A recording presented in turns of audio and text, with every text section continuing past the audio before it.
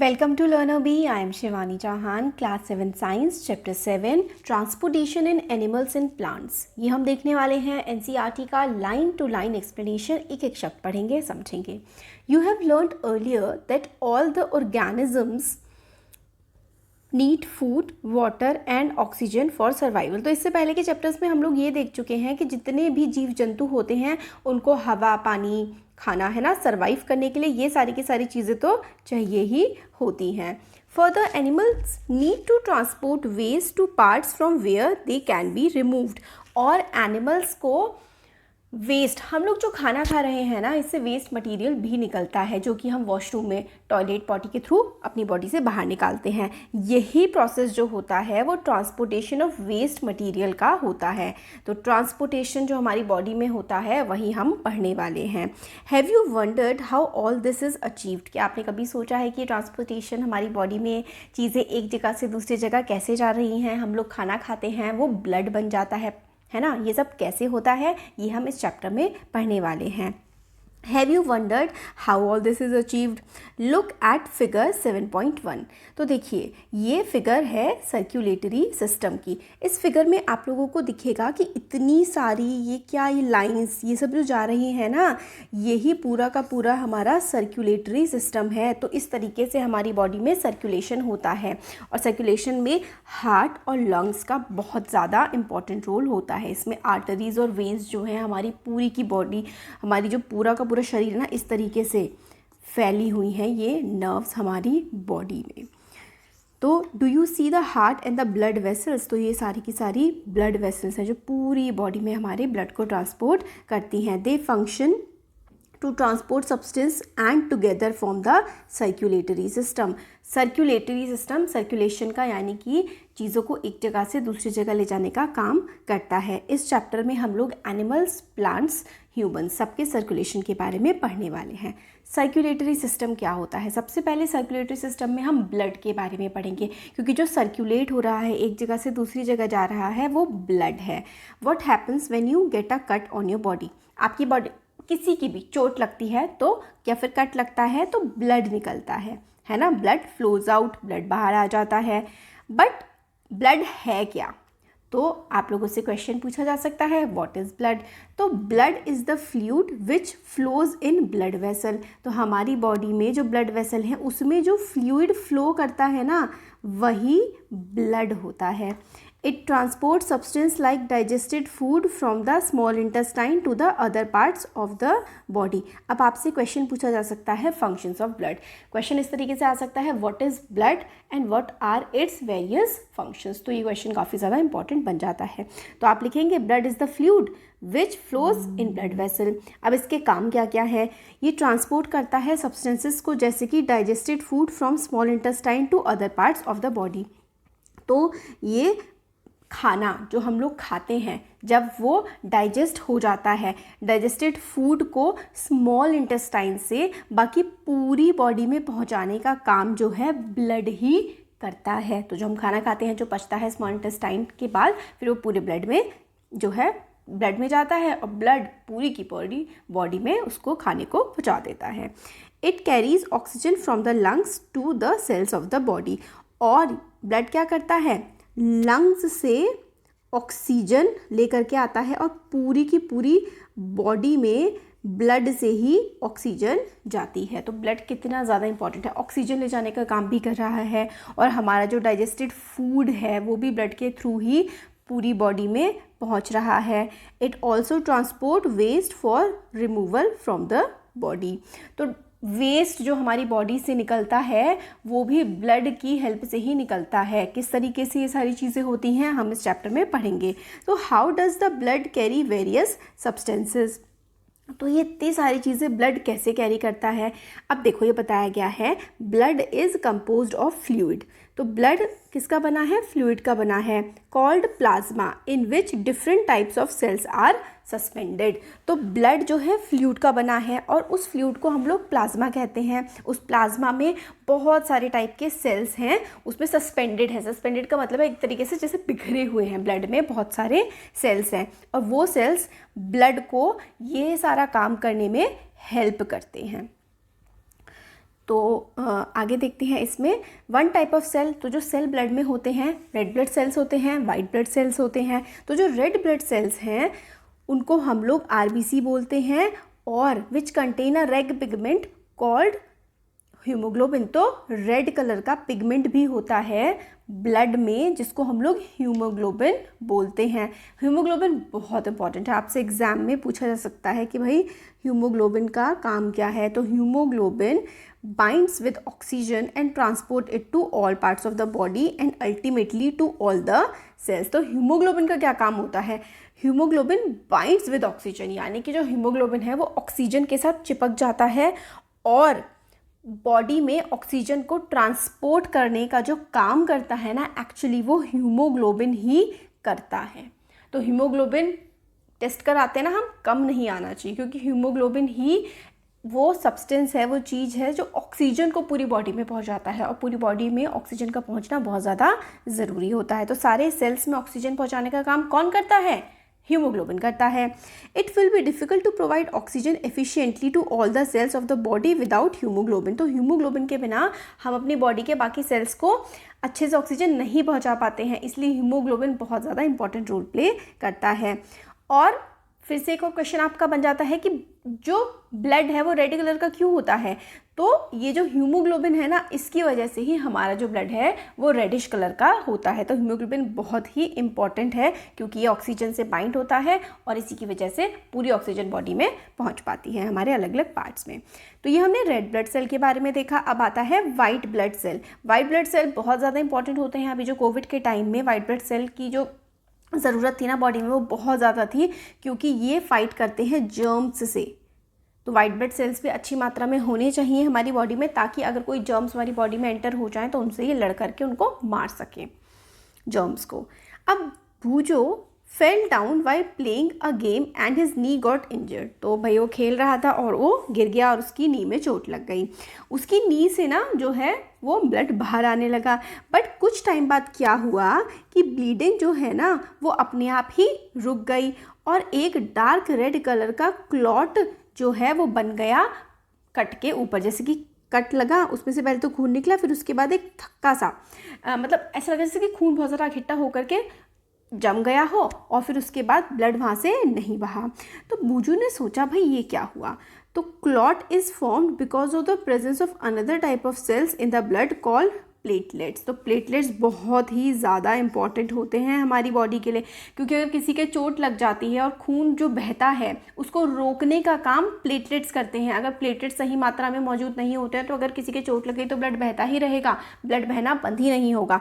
तो platelets, white blood cells, red blood cells, ये बहुत ज़्यादा इंपॉर्टेंट रोल प्ले करते हैं हमारी बॉडी में। अब आते हैं ब्लड वेसल्स पर। तो डिफरेंट टाइप के ब्लड वेसल्स होते हैं हमारी बॉडी में।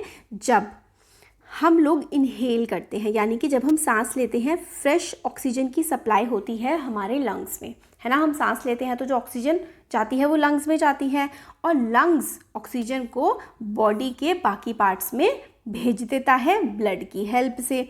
Also blood picks up waste material including carbon dioxide from the cell. अब ब्लड जो है वो ऑक्सीजन भी पहुंचाता है पूरी बॉडी में, साथ ही साथ ब्लड जो जब हम सांस लेते हैं ना तो सिर्फ ऑक्सीजन ही नहीं जाती, कुछ अमाउंट ऑफ कार्बन डाइऑक्साइड भी हमारी बॉडी में जाता है।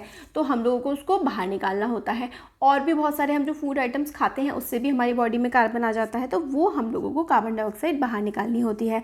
तो this blood has to go back to heart for transport to the lungs for removal of carbon dioxide. ये हम लोगों ने चैप्टर 6 में भी पढ़ा था कि किस तरीके से कार्बन डाइऑक्साइड का रिमूवल होता है। तो ब्लड जो है वो हार्ट पे जाता है ट्रांसपोर्ट होकर के, और फिर उसके बाद वो जो है लंग्स में जाता है ताकि कार्बन डाइऑक्साइड रिमूव हो सके। ये सब हम लोग पढ़ चुके हैं पहले ही, ठीक है। सो 2 तरीके के ब्लड वेसल्स होते हैं, जैसे कि आर्टरीज और वेन्स, जो हमारी बॉडी में प्रेजेंट होते हैं। What are arteries, what are veins, ये भी बहुत ज़्यादा इंपॉर्टेंट है। आर्टरीज क्या करती हैं? कैरी करती हैं oxygen rich blood from heart to all parts of the body. तो आर्टरीज का क्या काम होता है? ऑक्सीजन रिच ब्लड को पूरी की पूरी बॉडी में सर्कुलेट करना, ऑक्सीजन रिच ब्लड को पूरी की पूरी बॉडी में भेजना, ये काम होता है आर्टरीज का।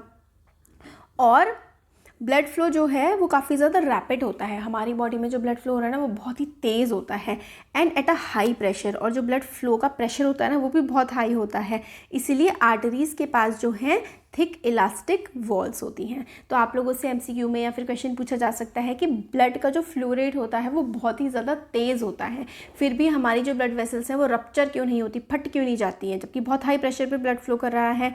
ऐसा इसलिए होता है because the arteries have thick elastic walls, क्योंकि आर्टरीज़ के पास काफ़ी ज़्यादा थिक और इलास्टिक वॉल्स होती हैं, इसीलिए जो ब्लड है वो इजीली फ्लो कर पाता है, हमारी ब्लड वेसल्स फटती नहीं हैं।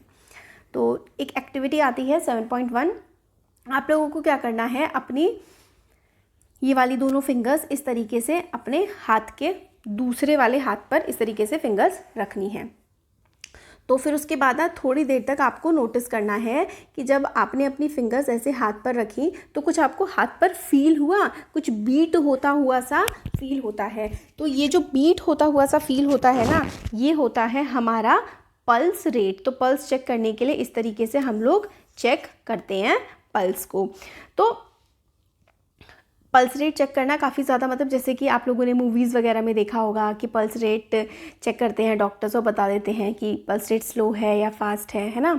तो इसमें हम लोग इस तरीके से चेक कर सकते हैं। अब क्या होता है ये, the throbbing is called the pulse. आपने जब हाथ रखा तो आपको ना ऐसा लगेगा कि आपकी नस ऊपर नीचे मूव कर रही है, उसको हम लोग थ्रॉबिंग बोलते हैं। और ये जो थ्रॉबिंग होती है ना, यही पल्स होती है and this is due to blood flowing in the arteries. और ये थ्रॉबिंग क्यों हम लोगों को फील हो रही है, क्योंकि आर्टरीज़ में ना ब्लड फ्लो हो रहा है। तो हम लोग इनको काउंट भी कर सकते हैं कि 1 मिनट में कितनी बार ये थ्रॉबिंग हुई है।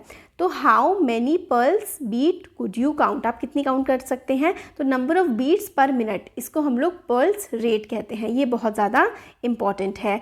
पल्स क्या होती है, थ्रॉबिंग होती है ना आर्टरीज़ में, क्योंकि ब्लड फ्लो हो रहा होता है। पल्स रेट क्या होता है कि कितनी बार आपको बीट फील हुई है 1 मिनट में। जो रेस्टिंग पर्सन, यानी कि अगर आप आराम से बैठे हुए हैं तो जो आपका पल्स रेट होता है वो होता है 72 से लेकर के 80 बीट्स पर मिनट तक का।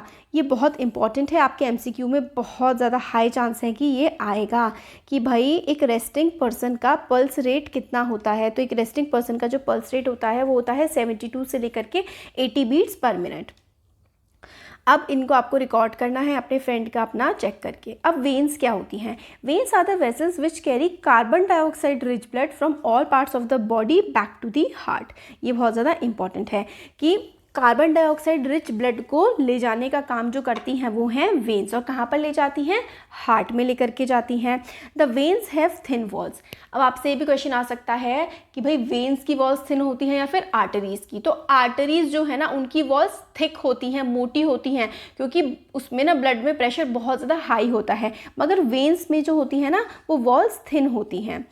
These are the walls present in the veins which allow blood to flow only towards the heart. तो सिर्फ हार्ट की तरफ को ही जाता है ब्लड, यानी कि 2 डायरेक्शन में नहीं जा रहा होता है। वेन्स में क्या होता है, बॉडी से हार्ट की तरफ ब्लड जाता है।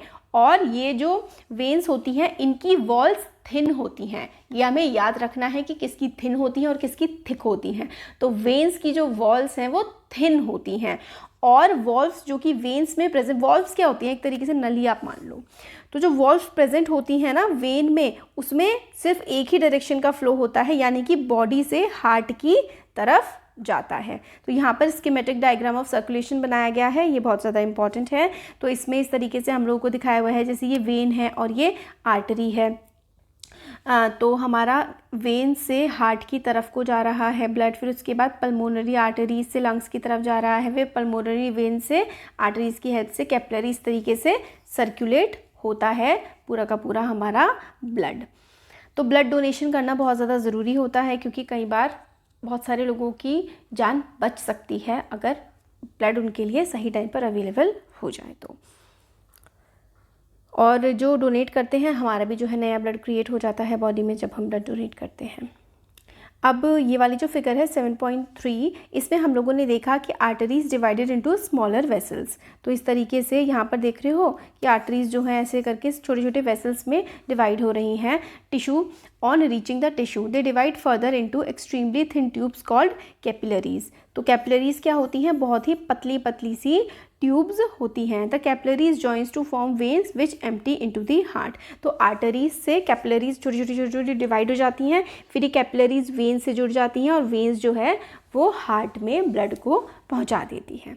अब हम देख लेते हैं कि हार्ट क्या होता है। तो हार्ट ऑर्गन होता है जो कि कंटिन्यूसली बीट करता रहता है और जो है ब्लड का सर्कुलेशन होता रहता है। जब से हम पैदा होते हैं और जब तक हम लोग ज़िंदा रहते हैं तब तक हार्ट हमेशा बीट करता रहता है, कभी भी ये रुकता नहीं है, कभी भी नहीं रुकता है। तो हार्ट कहाँ पर होता है, रुकता है हार्ट, तो इसका मतलब यही हो गया कि अब वो पर्सन है ही नहीं दुनिया में, ठीक है। तो हार्ट जो है वो लोकेट होता है चेस्ट कैविटी में with its lower tip slightly tilted toward the left. तो हार्ट जो है वो चेस्ट कैविटी, मतलब जहाँ पर चेस्ट होता है ना, चेस्ट कैविटी की जगह होती है हमारी बॉडी में, वहाँ पर हार्ट लोकेटेड होता है और हल्का सा ना लेफ़्ट की तरफ हार्ट का टिल्ट होता है। Hold your fingers inwards on your palm. आपकी जो मुट्ठी है ना, आपकी जो फिस्ट को मुट्ठी कहते हैं हिंदी में, तो आपकी मुट्ठी के बराबर ही आपका हार्ट होता है। तो व्हाट विल हैपन, क्या होगा if blood rich in oxygen and blood rich in carbon dioxide mix with each other. तो काफ़ी ज़्यादा प्रॉब्लम हो जाएगी अगर मिक्सिंग हो जाएगी ना ह्यूमन बॉडी में ऑक्सीजन रिच और कार्बन डाइऑक्साइड रिच ब्लड की, तो हमारी बॉडी अच्छे से फंक्शन नहीं कर पाएगी। इसलिए हमारा जो हार्ट होता है ना, इसमें चार चेम्बर्स होते हैं। आप इस तरीके से ना 4 पार्ट टाइप के मान लो, हार्ट के 4 चेम्बर होते हैं, जिसकी वजह से हमारा जो ऑक्सीजनेटेड और डीऑक्सीजनेटेड जो ब्लड है वो कभी भी एक दूसरे से मिक्स नहीं होता। तो इसलिए चेम्बर हैं हमारे हार्ट में। 2 अपर चेम्बर्स जो होते हैं उसको हम लोग एट्रिया बोलते हैं। ऊपर वाले जो हार्ट के चेम्बर हैं उसको हम लोग एट्रिया बोलते हैं, और जो लोअर चेम्बर्स हैं ना उनको हम लोग वेंट्रिकल्स बोलते हैं, ठीक है। तो अपर चैम्बर्स जो है हार्ट के उसको हम लोग एट्रिया बोलते हैं, और जो लोअर चैम्बर्स है उसको हम लोग वेंट्रिकल बोलते हैं। ये बहुत ज़्यादा इंपॉर्टेंट है, आप लोगों को MCQ में आ सकता है कि अपर वाला क्या होता है एट्रिया, लोअर वाला क्या होता है वेंट्रिकल्स, याद कर लो।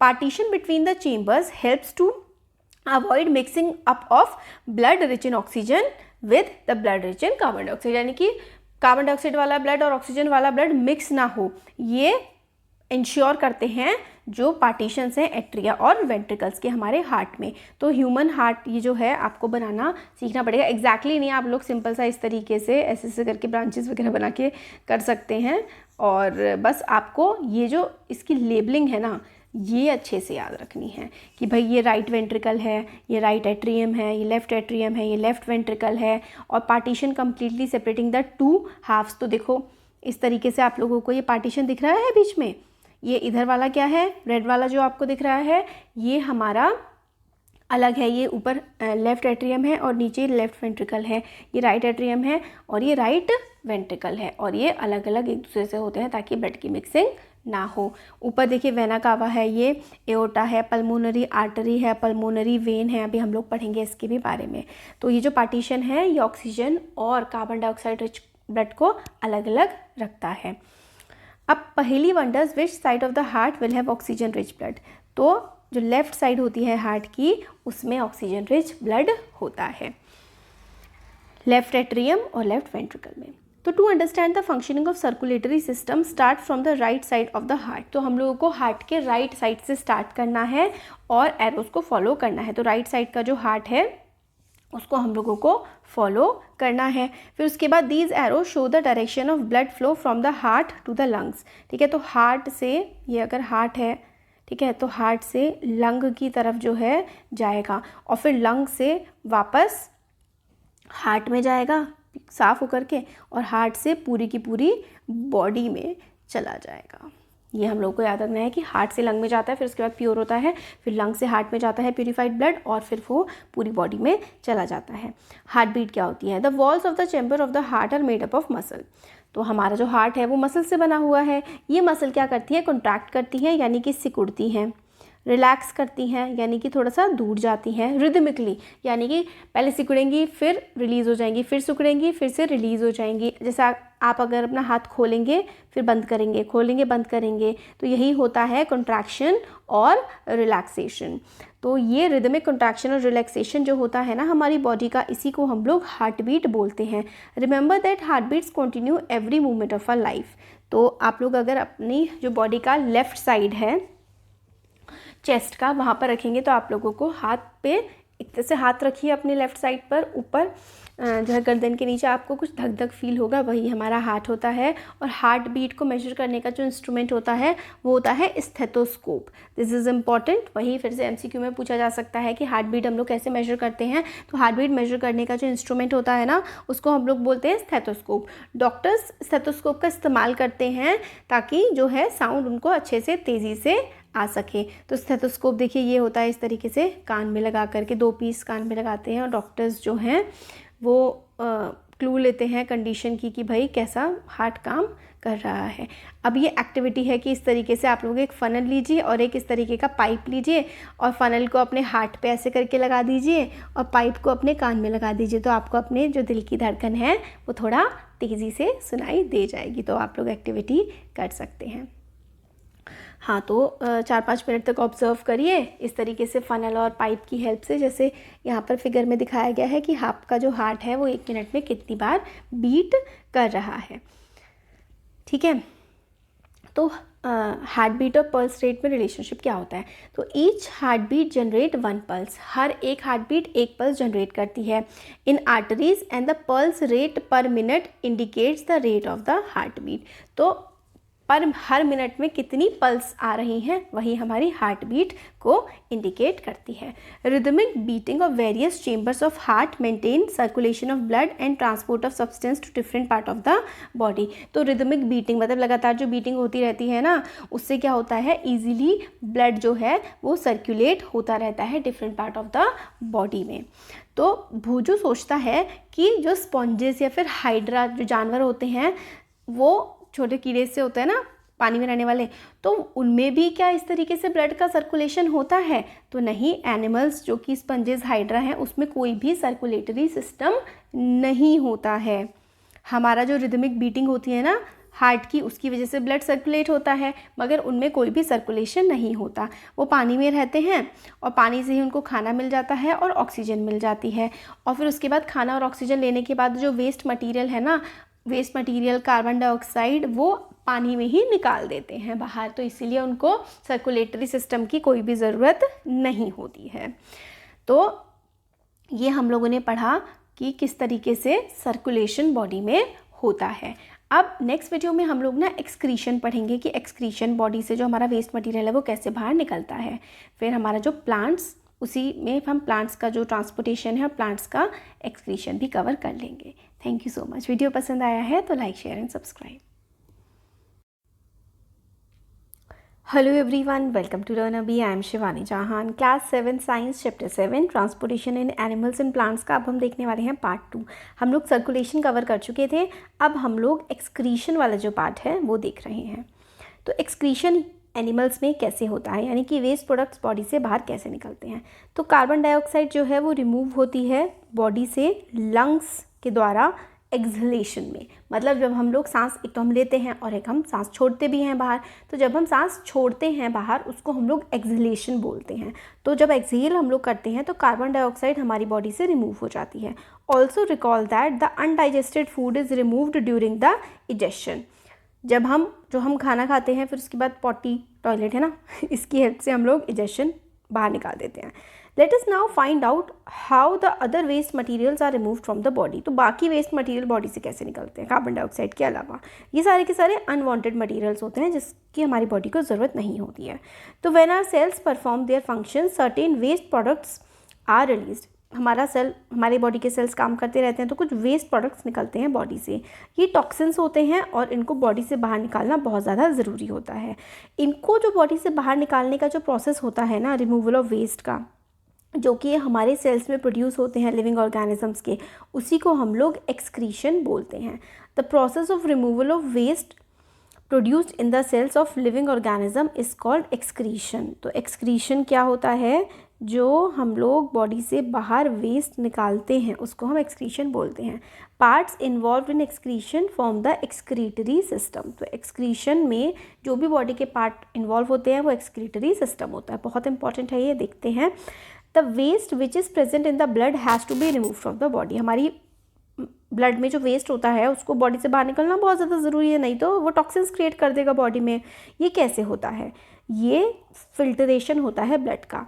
This is done by 2 capillaries in the kidneys. ये किडनी में 2 कैपिलरीज होती हैं, उनकी मदद से होता है। When blood reaches the 2 kidneys, blood जब दोनों किडनीज में पहुंचता है, it contains both useful and harmful substance. तो किडनीज में हमारे यूजफुल और हार्मफुल दोनों के दोनों सब्सटेंसेस मिल जाते हैं। Useful substance are absorbed back into the blood. तो जो यूजफुल सब्सटेंस होते हैं वो हमारी बॉडी में दोबारा से एब्जॉर्ब हो जाते हैं।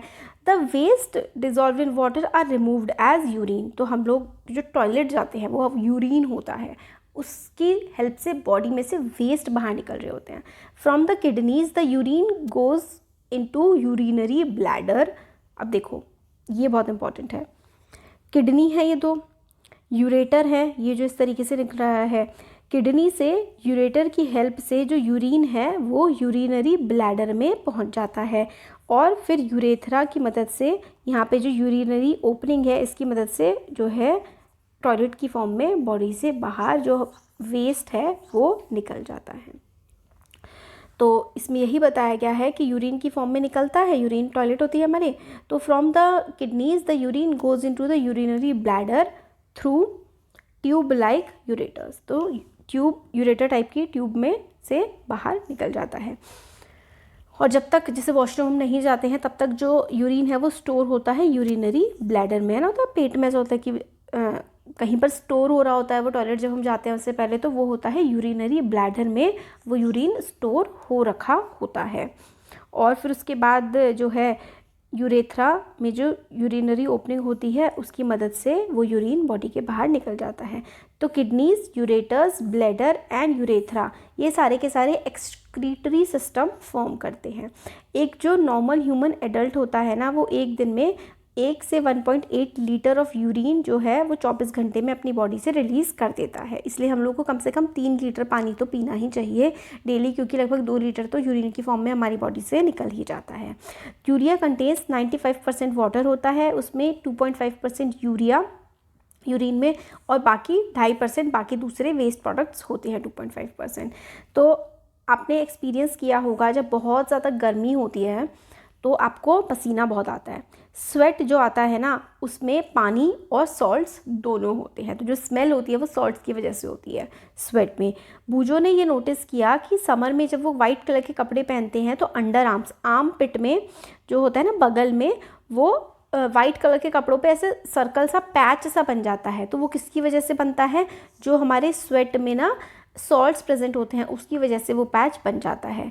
तो क्या स्वेट कोई और भी फंक्शंस करते हैं? तो we know that water kept in an earthen pot is cooler. अब ये बहुत ज़्यादा इंपॉर्टेंट है कि मटके में जो पानी रखा होता है वो ठंडा क्यों हो जाता है? क्योंकि उसमें भी इवेपोरेशन होता है, और जब भी बॉडी में इवेपोरेशन होता है तब कूलिंग होती है। इसीलिए हम लोगों को गर्मियों में पसीना इतना आता है, क्योंकि हमें ना इवेपोरेशन की ज़रूरत होती है।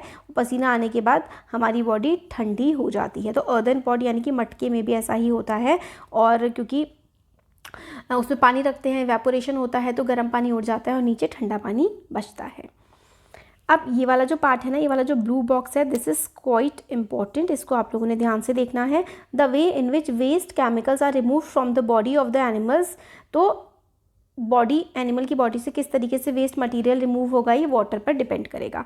तो एक्वेटिक एनिमल्स जैसे कि फिशेज़ हो गए, एक्सक्रीट करते हैं अमोनिया। तो ये इंपॉर्टेंट है कि फिशेस क्या एक्सक्रीट करते हैं? तो फिशेस जो है वो अमोनिया को अपनी बॉडी से एक्सक्रीट करते हैं। इंपॉर्टेंट है बच्चों ये वाला ना, याद रखना। फिशेस अमोनिया एक्सक्रीट करते हैं, वो पानी में डायरेक्टली डिज़ोल्व हो जाते हैं क्योंकि फिशेस पानी में रह रहे होते हैं। और कुछ एनिमल्स जैसे कि बर्ड्स हो गए, लिजर्ट हो गए, स्नेक्स हो गए, वो सेमी सॉलिड, जैसे कि आपने अगर देखा हो किसी ने कई बार बर्ड्स पॉटी कर देते हैं तो वो सॉलिड भी होता है और हल्का सा लिक्विड भी होता है। तो एनिमल्स जैसे कि जो बर्ड्स हो गए, लिजर्ट, स्नेक्स हो गए, वो सेमी सॉलिड वाइट कलर का कंपाउंड रिलीज़ करते हैं जिसमें यूरिक एसिड होता है। तो जो वो होती हैं फिशेस, वो जो रिलीज़ करती हैं वो अमोनिया रिलीज़ करती हैं, और यूरिक एसिड ये सारे बर्ड्स वगैरह, स्नेक्स वगैरह, लिजर्ड ही यूरिक एसिड रिलीज़ करते हैं। मेजर एक्सक्रीटरी प्रोडक्ट जो होता है ना ह्यूमंस का, ह्यूमंस जो एक्सक्रीट करते हैं ना वो करते हैं यानी कि बाहर निकालते हैं यूरिया। अब ये बहुत ज़्यादा इंपॉर्टेंट है कि डायलिसिस क्या होता है, व्हाट इज़ डायलिसिस, ये आपके एग्जाम में पूछा जा सकता है। This is very important. कई बार क्या होता है, कुछ लोगों की किडनीज़ जो है ना, उसमें इन्फेक्शन की वजह से या इंजरीज़ की वजह से किडनीज़ काम करना बंद कर देती हैं, किडनी फेलियर हो जाता है। इससे क्या होता है, वेस्ट प्रोडक्ट जो है वो ब्लड में जाने लगते हैं। अगर ब्लड में वेस्ट प्रोडक्ट जाने लगे तो इंसान सर्वाइव नहीं कर पाएगा। इसलिए आर्टिफिशियल किडनी डायलिसिस का जो प्रोसेस होता है, इसमें ब्लड में से वेस्ट प्रोडक्ट को बाहर निकाला जाता है। इस प्रोसेस को हम लोग डायलिसिस बोलते हैं। तो जो वेस्ट प्रोडक्ट्स हैं उसको किडनीज़ में से बाहर निकालने का प्रोसेस जो होता है आर्टिफिशियली जब हम करते हैं, वैसे तो हमारी बॉडी खुद कर लेती है, पर जब किडनीज़ नहीं कर पाती हैं तो आर्टिफिशियली निकालने का जो प्रोसेस होता है वेस्ट प्रोडक्ट्स को, डायलिसिस उसको बोला जाता है। तो ये बहुत इंपॉर्टेंट है कि डायलिसिस क्या होता है। तो स्वेट जो है हम लोगों को कूल रखने में मदद करता है, ये सिंपल बात है। अब प्लांट्स में किस तरीके से ट्रांसपोर्ट होता है, हमने चैप्टर 1 में पढ़ा था कि प्लांट्स जो हैं वाटर है, मिनरल्स है, सब कुछ सॉइल में से ही ले लेते हैं। कैसे, रूट्स की मदद से, और पत्तियों तक वो सारा का सारा वाटर मिनरल पहुंच जाता है। लीव्स खाना बनाती हैं और पानी का इस्तेमाल करती हैं, कार्बन डाइऑक्साइड का इस्तेमाल करती हैं फोटोसिंथेसिस में, और लीव्स अपना खाना बना लेती हैं वाटर, कार्बन डाइऑक्साइड की मदद से, और मिनरल्स वगैरह यूज़ करके पत्तियां खाना बना लेती हैं। अब खाना तो बन गया, खाना ही जो है वो एनर्जी का सोर्स होता है। चाहे इंसान हो चाहे जानवर हो, सब लोगों को एनर्जी खाने से ही मिल रही है। और खाना कैसे बन रहा है, जो हम लोग खा रहे हैं ग्लूकोज की फॉर्म में होता है। ग्लूकोज का जो ब्रेक डाउन होता है ना, और उसी से एनर्जी जनरेट होती है, तो हमें खाने से एनर्जी मिलती है because of the break down of glucose. Cells इस एनर्जी का इस्तेमाल करते हैं to carry out vital activities of life. तो सेल्स जो हैं ये एनर्जी का इस्तेमाल करते हैं लाइफ की इंपॉर्टेंट एक्टिविटीज़ को करने के लिए। Therefore food must be made available to every cell of an organism. तो फूड जो है वो मिलना चाहिए हमारे बॉडी के हर सेल को। इसीलिए जो है, have you ever wondered how water and nutrients absorbed by the root are transported to the leaves. तो हम लोग का खाना जो है वो ब्लड की हेल्प से पूरी बॉडी में चला जाता है। पेड़ों का कैसे जाता है, पेड़ों में भी ना एक तरीके से आप समझ लीजिए एक पूरा सर्कुलेटरी सिस्टम वहाँ पर भी काम कर रहा है। खाना जो है लीव्स बनाती हैं वो भी पेड़ में हर जगह जाता है, तो यहाँ पर भी सर्कुलेशन पूरा हो रहा होता है। वाटर एंड मिनरल्स रूट्स से पूरी बॉडी में वाटर एंड मिनरल्स पहुँच जाते हैं, और खाना लीव्स से पूरी बॉडी में पहुँच जाता है। तो ये कैसे होता है, transport of water and minerals. Plants absorb water and minerals by roots. Plants water and minerals root से एब्जॉर्ब करते हैं। रूट्स में ना, रूट्स हैव रूट हेयर, तो ऐसे ऐसे करके ना रूट हेयर जो है वो रूट्स में होते हैं। रूट हेयर इंक्रीज करते हैं surface area of the root for the absorption of water and mineral nutrients dissolve in water. ये बहुत ही ज़्यादा ना इम्पॉर्टेंट है, क्योंकि रूट हेयर जो होते हैं वो इंक्रीज़ करते हैं सरफेस एरिया को रूट के, ताकि वाटर और मिनरल्स और न्यूट्रिएंट्स डिजॉल्व जो है ना वाटर में वो इजीली एब्जॉर्ब हो पाए। बहुत इंपॉर्टेंट है कि रूट हेयर सरफेस एरिया को इंक्रीज़ करते हैं ताकि वाटर और मिनरल्स इजीली एब्जॉर्ब हो पाए। ठीक है, तो root hair is in contact with the water present between the soil particles. तो रूट हेयर्स जो हैं वो कॉन्टैक्ट में होते हैं वाटर के साथ, ताकि जो है वो इजीली एब्जॉर्प्शन हो सके। कई बार मैंने सेम चीज़ रिपीट कर दी, बट इंपॉर्टेंट है क्या।